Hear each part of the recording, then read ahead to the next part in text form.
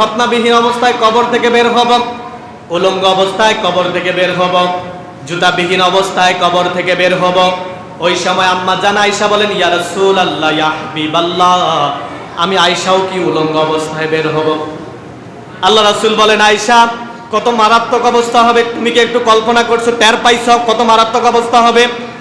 তুমি আয়েশা উলঙ্গ অবস্থায় বের হবা, পৃথিবীর সব মানুষগুলা কবর থেকে উলঙ্গ অবস্থায় বের হবে, তার ডানে কি আছে তাকানোর সুযোগ নাই, তার বামে কি আছে তাকানোর সুযোগ নাই, তার সামনে কি আছে তাকানোর সুযোগ নাই, তার পিছনে কি আছে তাকানোর সুযোগ নাই।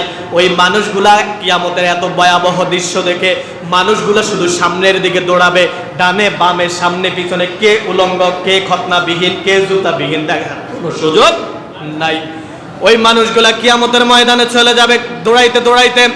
আল্লাহ রাব্বুল আলামিন বলেন, ওই কিয়ামতের ময়দানে মানুষ 50,000 বছর দাঁড়িয়ে থাকবে। সুবহানাল্লাহ বলবেন না? মানুষ